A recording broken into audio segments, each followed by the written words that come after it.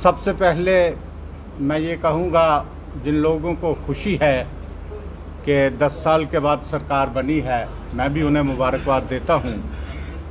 लेकिन किस कदर एक बहुत बड़े तबके का गुजर बकरवाल, जिनकी आबादी 30-35 लाख के करीब है जम्मू कश्मीर में, उनके हकूक़ पे किस तरह से गासिबाना डाका डाला गया, वो बात सामने लाना ज़रूरी है। आपको मालूम है कि एक बड़े संघर्ष के बाद गुजर बकरवालों ने शेड्यूल ट्राइब हासिल किया था 1991 में। योम अव्वल से ही उसके खिलाफ साजिशें शुरू हो गई और उसे डाइल्यूट करने की कोशिश की गई। हमारा संघर्ष फिर रहा कि जब पूरे हिंदुस्तान के अंदर, पूरे भारतवर्ष के अंदर पॉलिटिकल रिजर्वेशन है शेड्यूल ट्राइब को, तो जम्मू कश्मीर में क्यों नहीं है। एब्रोगेशन ऑफ 370 के बाद यहाँ पे सेंट्रल लॉज जब लागू हुए तो सरकार ने यहाँ पॉलिटिकल रिजर्वेशन भी दी, और पॉलिटिकल रिजर्वेशन जो गुजर बकरवाल के लिए जो एसटी सीटें रिजर्व की, उनकी बुनियाद रखी 2011 की सेंसस।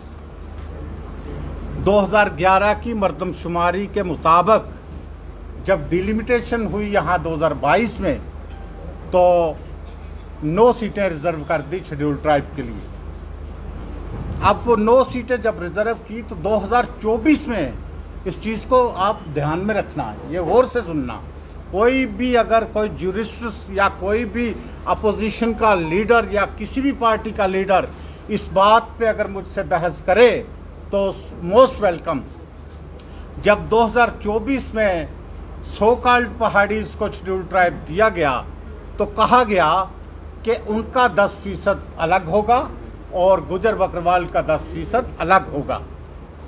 जब 10% अलग होना था, उनका 10% अलग होना था, तो फिर जो 9 सीटें 2011 की सेंसस के मुताबिक रिजर्व की 2022 में गुजर बकरवाल के लिए, उन पे जो 2024 में शेड्यूल ट्राइब हुए, उन्होंने चुनाव किस तरह लड़ा और किस तरह से डिस्ट्रिक्ट इलेक्शन ऑफिसर्स ने उनके फॉर्म एक्सेप्ट किए।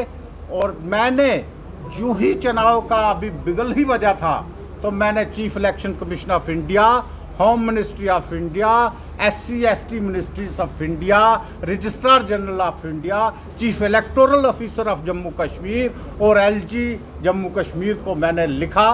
सारा रिकॉर्ड मेरे पास मौजूद है कि इन लोगों को, कई लोगों को ये गलतफहमी हो रही है कि हम भी यहाँ से चुनाव लड़ेंगे, तो इस चीज़ की वजाहत की जाए। लेकिन वजाहत नहीं की गई और कोई नोटिफिकेशन इसके मुतालिक होने के कि जनाब ये भी चुनाव लड़ सकते हैं, उन लोगों ने फार्म भर दिए और चुनाव लड़ा, जो गैर कानूनी हुआ और गैर आईनी हुआ। उनके जब ये निकला, नतीजा निकला, तो मैंने तब भी लिखा कि ये जो लोग जीते हैं 2 सीटों पे, राजौरी की सीट पे और थना मंडी की सीट पे, ये शेड्यूल ट्राइब नहीं है। एक ये बात कही। दूसरी बात मैंने ये कही कि जनाब जो 9 सीटों पे चुनाव हुआ है, बुनियादी तौर पे वो विशेष है, क्योंकि उन पे कैसे उन लोगों को फॉर्म भरने की इजाज़त दी गई जो शेड्यूल ट्राइब नहीं थे। अब 7 सीटें अगर शेड्यूल कास्ट के लिए रिजर्व हैं, अगर वहाँ पे कोई जनरल कैटेगरी का आदमी फॉर्म भरता है तो आप जानते हैं नहीं भर सकता, वो चुनाव नहीं लड़ सकता।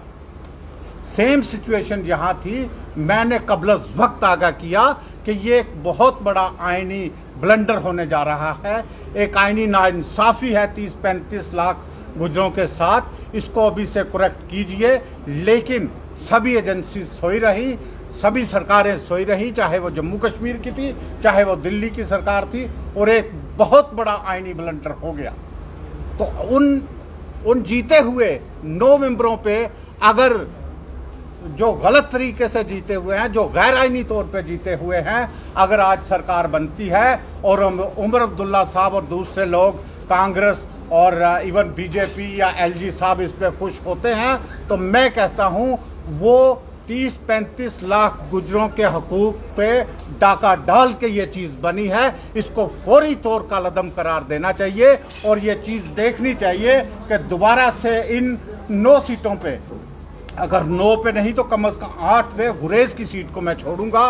दूसरी जो 8 सीटें हैं, मैंने इसमें बड़ी तफसील के साथ अपनी प्रेस रिलीज में लिखा हुआ है, उन पे या तो दोबारा चुनाव करवाए जाएं या इस चीज़ पे देखा जाए या सरकार को इस पे बयान दे। वरना मैं इस चीज़ को लेके मैंने हर अपने जो भी मैंने रिप्रेजेंटेशन भेजी है उसमें कहा है कि मैं अदालत में जाऊंगा, तो मैं इसको लेके अदालत में जाऊंगा। आज की प्रेस कॉन्फ्रेंस जम्मू कश्मीर के एक बड़े तबके के साथ, गुजर बकरवाल के साथ, जो 30-35 लाख जिनकी आबादी है, उनके साथ बहुत बड़ा एक आईनी धोखा हुआ है।